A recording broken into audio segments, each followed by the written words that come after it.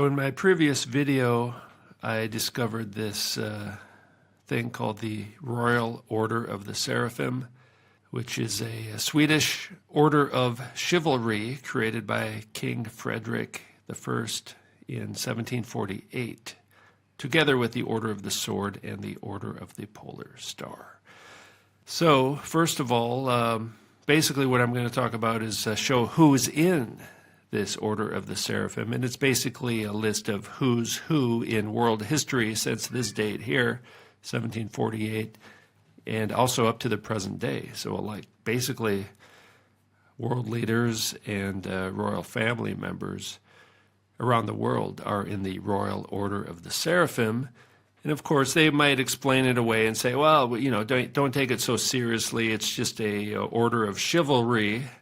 Order of Knights, typically founded during Catholic military orders of the Crusades. Okay, so whatever, you know, there's something weird going on here with that, that's for sure. That's what we're talking about here. So, first of all, let's take a look at what a seraphim is. So it appears in the book of Isaiah, chapter 6, in two places right here.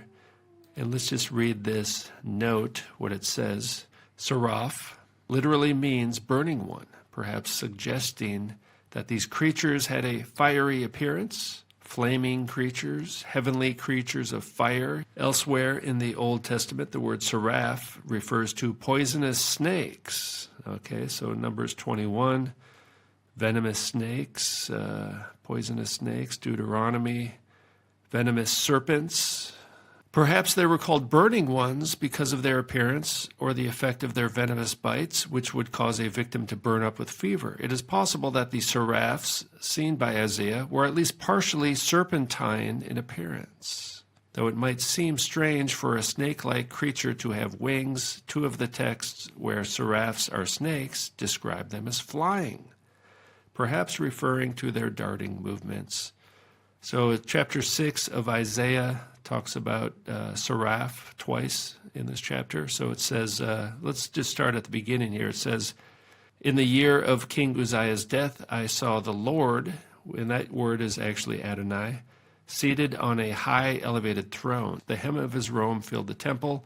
Seraphs, right? The seraphim. Seraphim is plural form of seraph. So the seraphs stood over him. Each one had 6 wings. With 2 wings they covered their faces. With 2 they covered their feet. And they used the remaining 2 to fly. And here it says here, but then one of the seraphs flew toward me. In his hand was a hot coal he had taken from the altar with tongs. Okay, so these are heavenly creatures. Very difficult for us to understand, but they're associated directly with Yahweh. They seem to be good in nature, if you were to just describe it, good or evil. Sometimes these things are referred to as possibly being evil as well, especially when you take into account the serpentine nature. And there's a lot of debate as to, are these serpent-type creatures? Was the snake in the garden, although the word there is nephesh, is there some kind of correlation? So either way, it seems like in the heavenly realm there are all kinds of different beings, all kinds of different creatures, and these are called the seraphim. So we got the Royal Order of the Seraphim. You know, I mean, and just take a look at who's in this thing, all right? So the royal family of Sweden, basically they're all in this order, the Order of the Seraphim, and up to the modern day.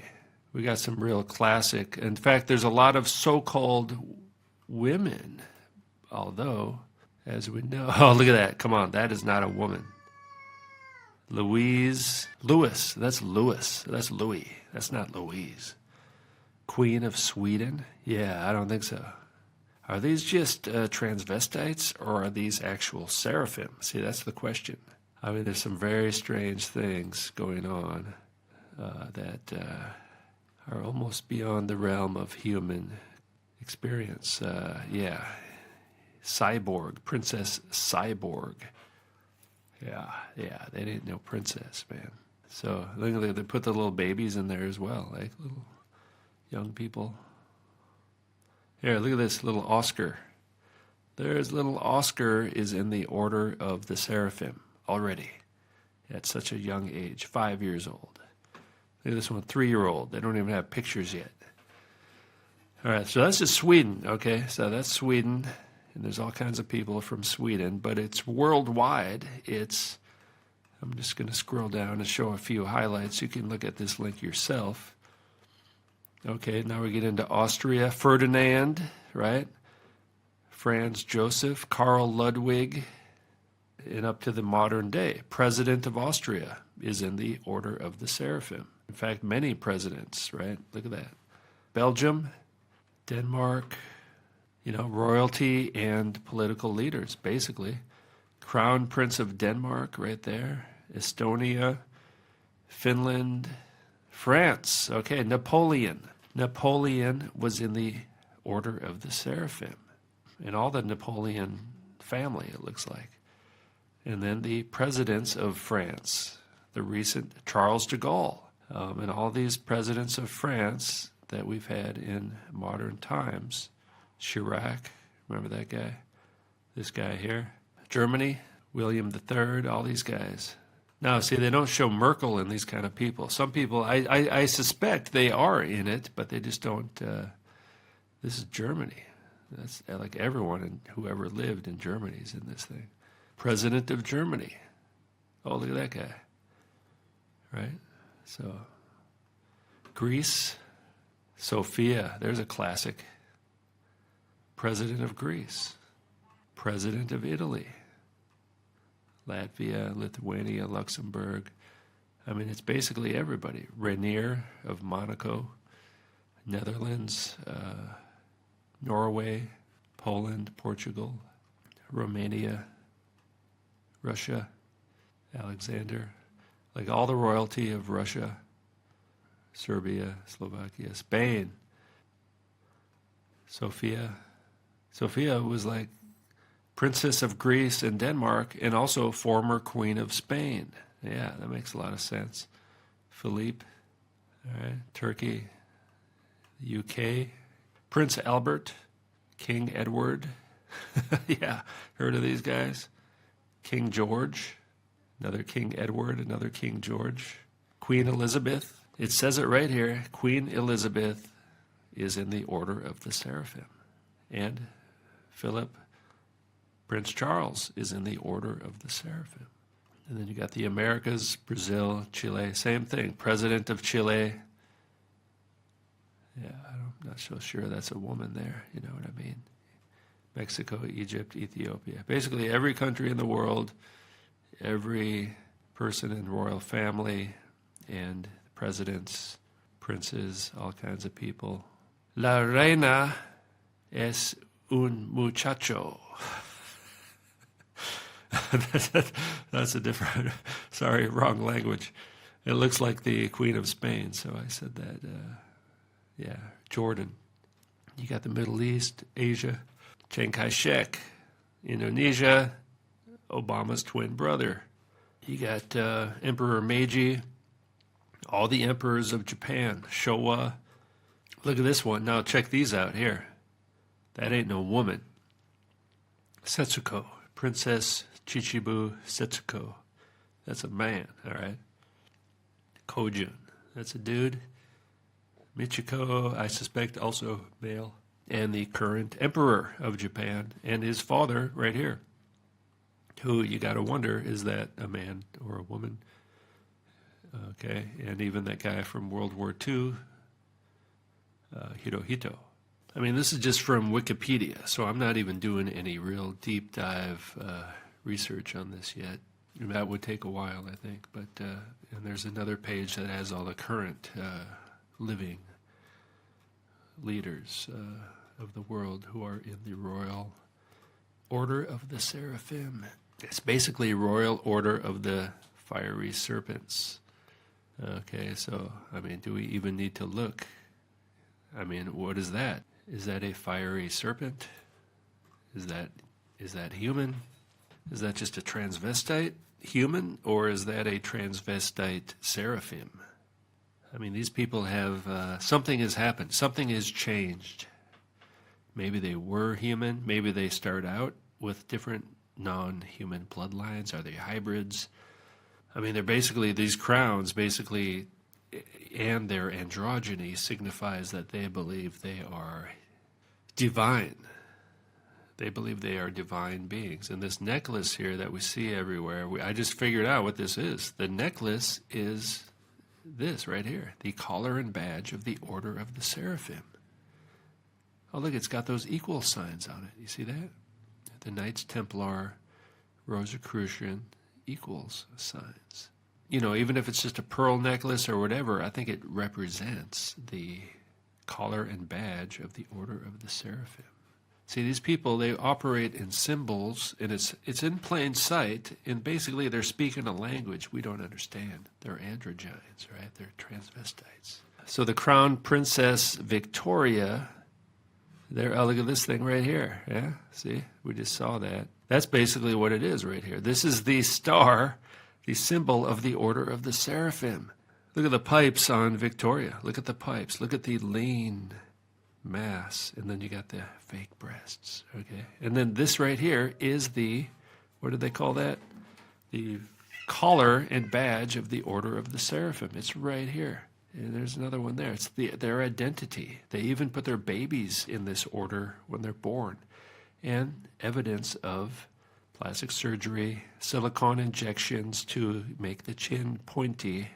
That's just silicone. They just inject it right there. Now, I might suggest this one gets a little bit more rhinoplasty. Your nose is a little too large, a little too male looking.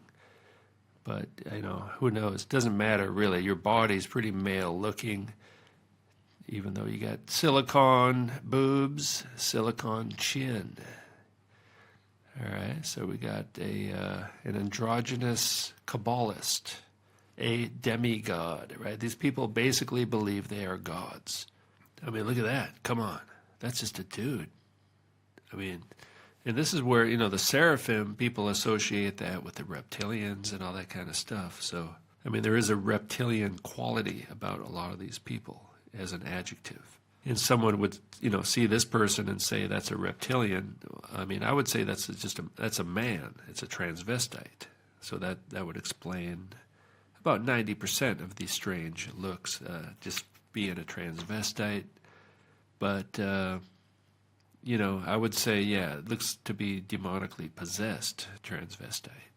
Or are they just straight up seraphim in human form? Seraphs seen by Isaiah were at least partially serpentine in appearance. The royal order of the Seraphim. So I suspect most world leaders and royal family members are in the royal order of the Seraphim. And, you know, a lot of countries have a lot of these different types of things, and a lot of them have very strange names as well. But I think what this is, it's not just a order of chivalry. This is like, they're basically telling us who they serve. They serve the Seraphim. They serve the demonic entities, the rebellious entities. Basically, they're serving Satan, right? They're serving Satan. Whatever word you want to use. The pagan gods, you know, the Seraphim, the demons, the watchers, whatever. They serve them as the human representatives. At least they're in human form. I guess we could agree on that. They are in human form, but are they really human? I don't know. I mean, when a person becomes a transvestite, are they still human, right? That's a form of transhumanism. And I guess they are, but they believe they have become gods, all right? That's what they believe. They believe they are gods, and they're in the order of the Seraphim. They rule the world. All right, Isaiah 24:21. At that time, the Lord will punish the heavenly forces in the heavens. The heavenly forces in the heavens, including the Seraphim. All right, and who are the order of the Seraphim? And the earthly kings on the earth. All right, so at that time in the end times, the Lord, Yahweh, will punish the Seraphim and the rebellious spiritual entities, the heavenly forces in the heavens, the principalities and powers, the small g gods that have rebelled, and not all of them have, and the earthly kings on the earth. See, They're working together. They're working together. The order of the seraphim working together with the heavenly forces in the heavens. They will be imprisoned in a pit, locked up in a prison. And after staying there for a long time, they will be punished. Ha! That's right. And yeah, Yahweh's in charge of the whole thing. So I think what's going to happen, by the way, is that I think Yahweh will let them establish their kingdom on earth. But that's about it. Once they achieve it, once they fully build their utopian kingdom, their Kabbalah, transvestite, androgynous kingdom on earth. See, right now they're all working together to build it. It's basically here. We're living in it already, but they're going to kind of try to perfect it. They're going to bring it all out into the open. And they're going to, that's why they're kind of killing us off right now. Many of us will die as martyrs, But they're going to they're going to build their kingdom. And then they will see for themselves that it's actually a failure. They will see that they did the best they could to play God, but they're actually not God. Because that kingdom they build, there's going to be some inherent flaws in it, and it's going to fall apart. So the moment they achieve it, maybe it's 2030, right? The moment they say, we have achieved it, they do their victory lap, that's the moment it starts to crumble. I think that's just how it's going to work. And we do know the end of the book of Revelation, Babylon is destroyed. And God sets up his kingdom on earth, right? So, but they do kind of get their kingdom first, you know what I mean? So they're going to get it for a while, very, very, very short time, and it's going to start to implode, and they'll probably destroy each other as well, right? They'll start to turn on each other, and they'll be like, oh man, we played God and we thought we were gods, but they will learn that they are not gods. They're all really just a bunch of trannies, all right?